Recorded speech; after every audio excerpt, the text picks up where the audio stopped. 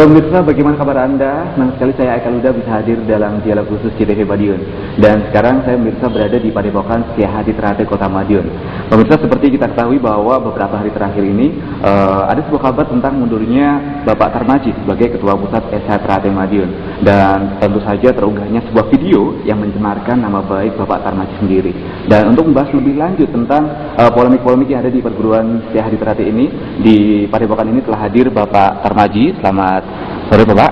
Selamat siang. Baik. Selamat sore Pak, Mas. Bapak Tarmaji sudah hadir. Bapak Richard. Selamat sore Pak. Sore. Baik. Kemudian Bapak Wahyu Subagiono. Baik. Selamat sore Bapak. Kemudian ada Bapak Sudirman. Baik. Ada Bapak Hari Wuryanto. Baik. Baik Pak. Tentang menyikapi polemik yang ada di perguruan Setia ini Pak. Ini gimana Pak? Sebenarnya ada apa nih Pak? Sebetulnya tidak ada apa-apa.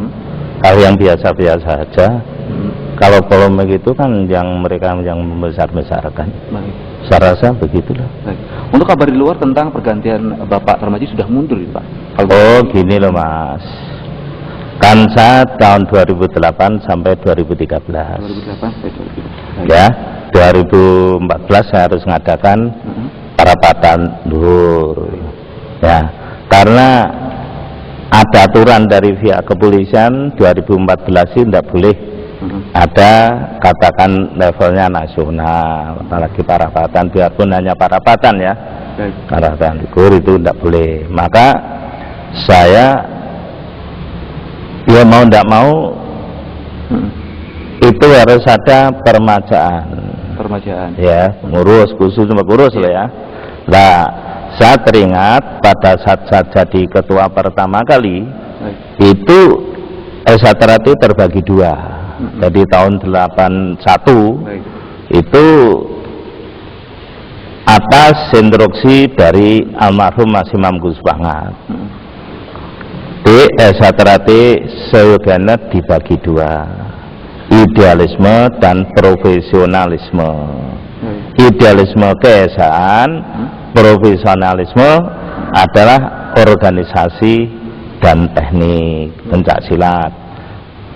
Nah, saya tahun 1981 begitu saya diangkat oleh beliau itu menjadi ketua, saya hanya membidangi organisasi dan teknik, beliau membidangi rohani atau keesaan.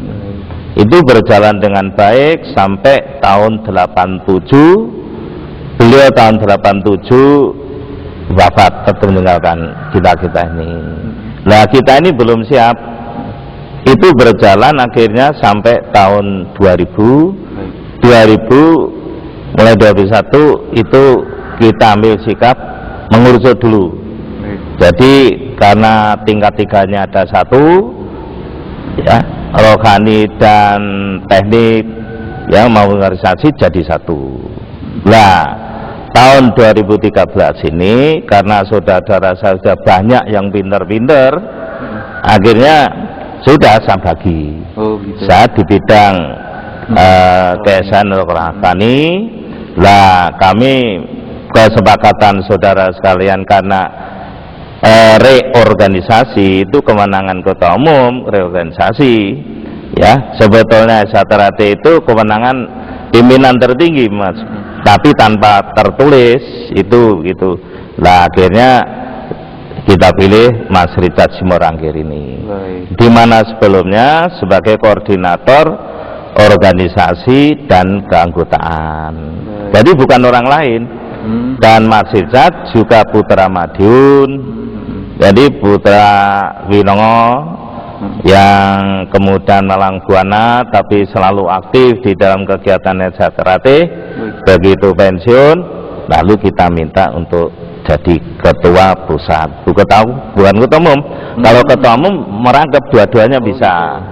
Ya, ketua pusat, ketua cabang, ketua ranting, dan itu adanya. Baik. Kalau Pak Richard sendiri gimana nih Pak? Akhirnya terpilih untuk jadi ketua pusat ini Pak.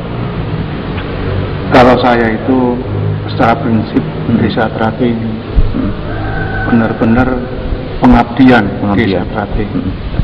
Karena Setia Teratai itu adalah bagi saya itu sangat hobi dan senang mulai kanak-kanak, mulai umur sekitar 11 tahun, saya sudah mengikuti di pencaksilat SH ini, sehingga kapanpun apabila saya ditunjuk ketua umum atau ditunjuk siapapun, kami siap melaksanakan tugas di SH. Baik. Kalau dari Pak Wahyu sendiri dari Bojonegoro Pak ya, itu mengetahui Pak tentang pergantian ini Pak?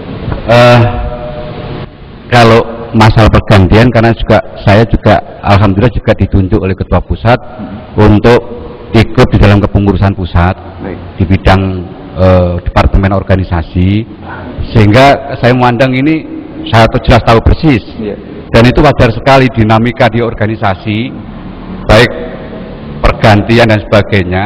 Kemudian untuk mencukupi kebutuhan zaman, saya kira juga perlu organ-organ itu bergerak dengan sebagaimana fungsi di dalam organisasi, bagaimana untuk perkembangan persaudaraan STRT ke depan. Oh gitu. Baik. Ternyata semua cabang mengetahui Pak ya tentang. Insya Allah mengetahui semuanya. Selain disampaikan secara nasional ketika itu, juga banyak cabang-cabang yang diberikan surat secara tertulis oleh ketua pusat Mas Richard ini. Baik. Kalau Pak Richard sendiri untuk tugas-tugasnya nih Pak, itu gimana kalau Pak Richard? Kalau tugas-tugasnya saya tidak ada masalah Mas, karena tugas-tugas ini kan apapun terjadi kami, kalau tidak ngerti saya mesti tanya pada Mas Maji. Baik. Saya orang jujur, kalau nggak ngerti harus tanya. Bapak Hari Wuryanto, ini dengan persiapannya ini gimana Pak pergantian ini sebelumnya?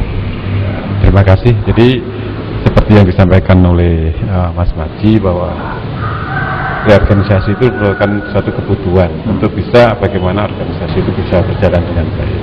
Jadi kami siap untuk melaksanakan tugas sebagai sekretaris di dalam melaksanakan tugas organisasi. Jadi teman-teman, saudara-saudara yang sudah ditunjuk sebagai pengurus ini, alhamdulillah sudah siap untuk melaksanakan tugas sesuai dengan mana yang sudah disampaikan oleh Mas Maji. Yang perlu kita sampaikan. Jadi hal-hal ini sudah merupakan kewajiban seorang warga STRT untuk siap melaksanakan apapun tugas yang diberikan untuk kebesaran persaudaraan STRT. Baik, harus siapa ya tanggung jawab dengan tugasnya yang ditunjuk. Gitu Pak. Kalau Pak Maji, ini dengar-dengar juga mempersiapkan putra mahkota nih Pak untuk menggantikan Bapak sebagai ketua umum persaudaraan ini Pak. Itu gimana menyikapinya? Enggak ada di STRT itu mengusahakan. Coba sekarang beliau Bapak Harjotomo almarhum punya putra Pak Arsono. Tapi yang meneruskan itu bukan Pak Arsono, tapi Bapak Sutomo Mangkujoyo. Bapak Sutomo Mangkujoyo untuk meneruskan bukan pada putranya Bapak Bambang Tunggul Wulung, tapi kepada Mas Imam. Mengapa tidak pada putranya? Kami tidak tahu. Mungkin penilaian ABC dan kemudian Mas Imam tidak kepada putranya karena tidak punya putra, bukan kepada namanya adiknya Gimbong, kakaknya Mas Mau ya. Tapi mengapa pada saya? Itu penilaiannya terserah almarhum Mas Imam. Lah kalau saya mikir-mikir, kalau anak saya tidak mampu, buat apa anak? Harus pada orang lain. Jadi tidak ada istilah putra mahkota itu tidak ada Pak ya? Oh tidak ada. Gitu. Untuk dari cabang Bojonegoro sendiri tentang putra mahkota itu gimana?